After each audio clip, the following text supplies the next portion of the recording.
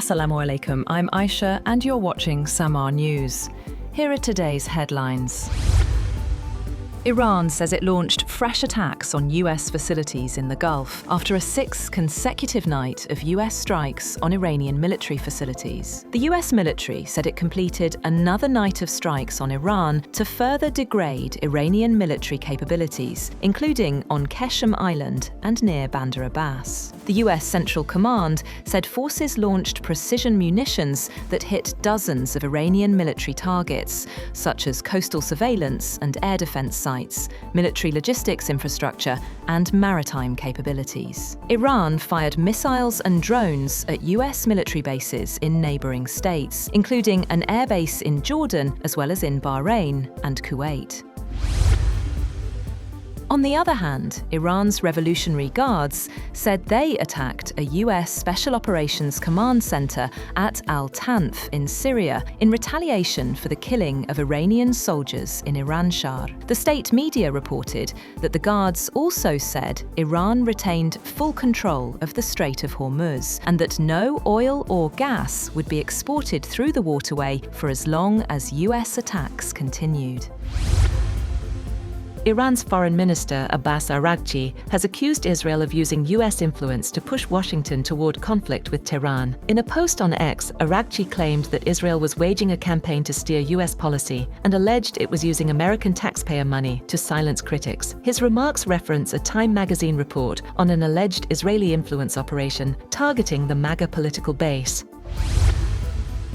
Britain has formally designated Iran's Islamic Revolutionary Guard Corps under its National Security State Threats Act, giving authorities sweeping new powers to counter its activities. The Home Office has said that anyone who supports, assists, or receives payment from the IRGC could face up to 14 years in prison, while those convicted of sabotage linked to the group could receive life sentences.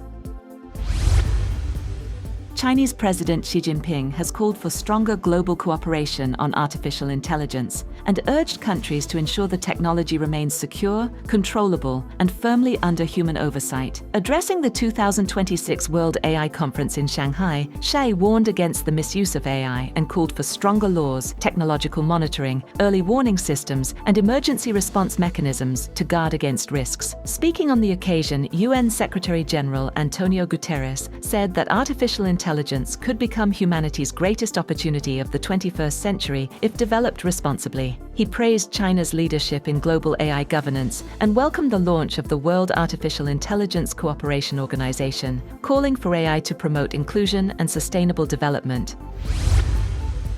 Israel has dissolved its parliament, the Knesset, paving the way for general elections on October 27th, after lawmakers completed the full 4-year parliamentary term. Prime Minister Benjamin Netanyahu will remain in office in a caretaker capacity until a new government is formed. The elections come amid growing political pressure on Netanyahu, with recent opinion polls showing increased support for opposition parties. Before dissolving, the Knesset passed several key and controversial bills, including legislation concerning military service for ultra-Orthodox Israelis. Andy Burnham has been elected leader of Britain's governing Labour Party, positioning him to become the country's next Prime Minister. Speaking after his victory at the party's special conference, Burnham pledged to unite the country and counter the growing influence of the populist Reform UK party. Nicknamed the King of the North for his tenure as Mayor of Greater Manchester, Burnham said his focus would be on restoring hope to communities that feel left behind.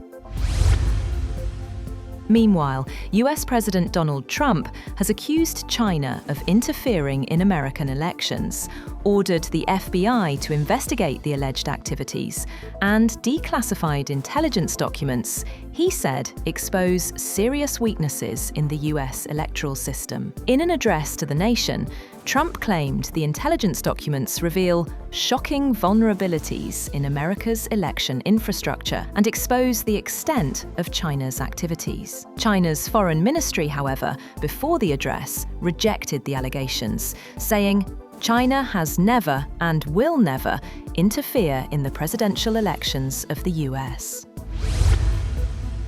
US President Donald Trump will attend the World Cup final between Argentina and Spain at the New York, New Jersey Stadium on Sunday. White House Press Secretary Caroline Leavitt said the president looks forward to attending the match, adding that his attendance will cap what has been the most watched, most secure, and most successful World Cup in American history. Leavitt added that she did not know whether Trump had a favourite in the final, but encouraged reporters to ask him.